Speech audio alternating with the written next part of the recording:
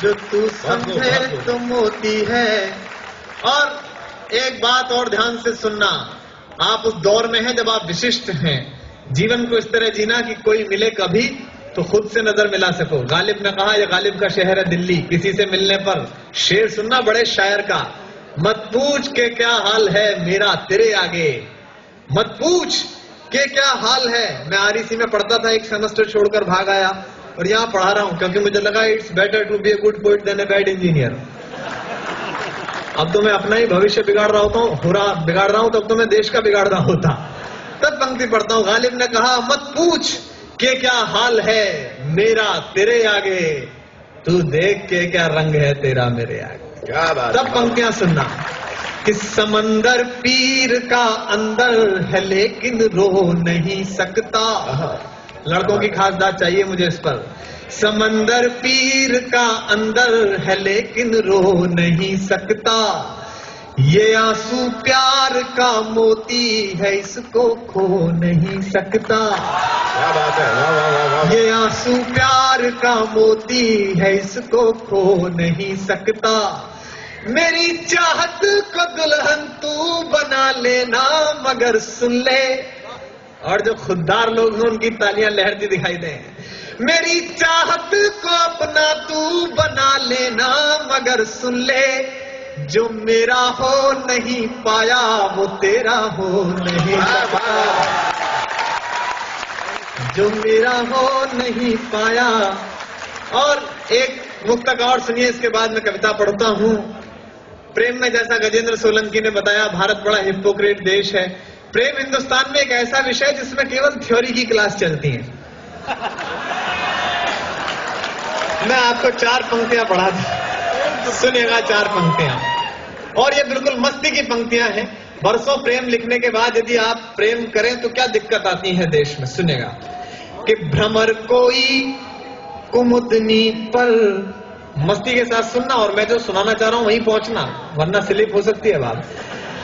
भ्रमर कोई कुमुदनी पर मचल बैठा तो हंगामा, हमारे दिल में कोई ख्वाब पल बैठा तो हंगामा, अभी तक डूब कर सुनते थे सब किस्सा मोहब्बत का।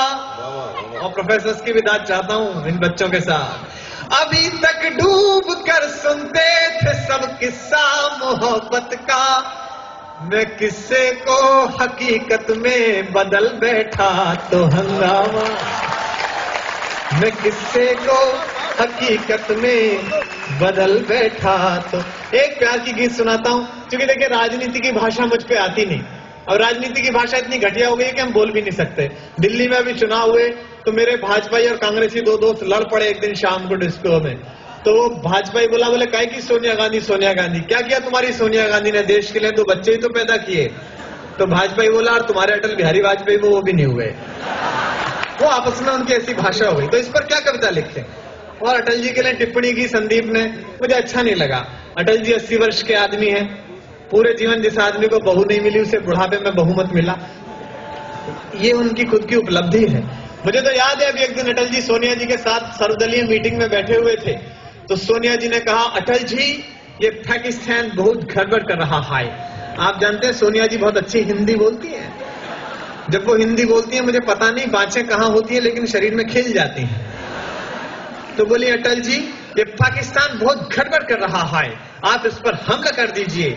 अभी पिछले दिनों सोनिया जी राजस्थान में प्रचार में गई तो भरतपुर में तो चित्तौड़ के राजा की जय बुलवा दी और चित्तौड़ में भरतपुर वाले की जय बुलवा दी, वो पर्चा बदल गया था। तो किसी ने कहा, बोले मैडम ये तो गड़बड़ हो गई, आपने दूसरा राजा इस्तेमाल कर दिया। अरे बोले शट अप, जब मैं इटली से आके यहाँ राज कर सकती हूँ तो ये 300 किलोमीटर चल के राज नहीं कर सकता, क्या दिक्कत है इसमें। तो उन्होंने कहा कि अटल जी ये पाकिस्तान बहुत गड़बड़ कर रहा है, इस पर हमला कर दीजिए। तो अटल जी ने कहा, सोनिया जी आपकी ये बात तो ठीक है। तभी वहां टोनी ब्लेयर बैठे हुए थे। टोनी ब्लेयर आप जानते हैं ब्रिटेन के प्रधानमंत्री हैं, जॉर्ज बुश के छोटे वाले पामेरियन हैं। वो भी वहां बैठे हुए थे। उन्होंने कहा, नहीं नहीं नहीं अटल जी आप हमला मत कीजिए, आप बड़े भाई हैं, दक्षिण एशिया में शांति का संकट पैदा हो जाएगा। तो अटल जी बोले, टोनी जी आपकी ये बात तो ठीक है, तभी एक पत्रकार बोला था आपकी समझ में नहीं आ रही है, इसकी भी ठीक कह रहे हो, इसकी भी ठीक कह रहे हो, आप तो कुछ कर ही नहीं रहे हो। बोले यार बात तो तुम्हारी भी ठीक। तो 27 दलों की सरकार चलानी है तो मैं आपको राजनीति पे नहीं प्रेम पे कविता सुनाता हूं, क्योंकि प्रेम सफल हो जाए तो आदमी विवेक ओबराय हो जाता है और असफल हो जाए तो सलमान खान हो जाता है। और मैं आप सबको विवेक ओबराय देखना चाहता हूं। अब आप भी क्यों ना हो साहब, वो स्त्री जिसके लिए वो दोनों पागल हैं वो सुंदरी इतनी है, भगवान ने पूरी समर वैकेशन खराब करके बनाई है। मैं तो अभी कहाँ पढ़ाता हूँ कॉलेज में, तो मेरा एक विद्यार्थी आत्महत्या के लिए चढ़ गया। गाजियाबाद में हमारे यहाँ कौशाम्बी में 12 मंजिली इमारत है, ऊपर चढ़ गया। तो उसके गुरु पिता, उनका पिता का फोन आया, बोले सर चले आइए आपका शिष्य बहुत परेशान है, आत्महत्या करना चाह रहा है। तो मैं गया, मैंने कहा अभिषेक बेटा नीचे आ जा, आत्महत्या मत कर, मैं तुझे वो नई वाली मोटरसाइकिल दिलाऊंगा, वो हुड़ी बाबा। बोला नहीं गुरुजी मैं कूद कर मरूंगा, मेरी बेइज्जती हुई है।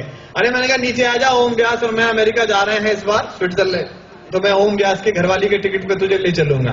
बोला नहीं गुरुजी इसमें तो ज्यादा रिस्क है, मैं कूद के ही मरूंगा। तो मैंने कहा, मैंने मन रखने के लिए कह दिया। अरे मैंने कहा मैं कलकत्ता गया था तो वो ऐश्वर्या राय की माँ वृंदा राय मेरी फैन हो गई, मैं तेरी ऐश्वर्या राय से शादी करा दूंगा, नीचे आ जा।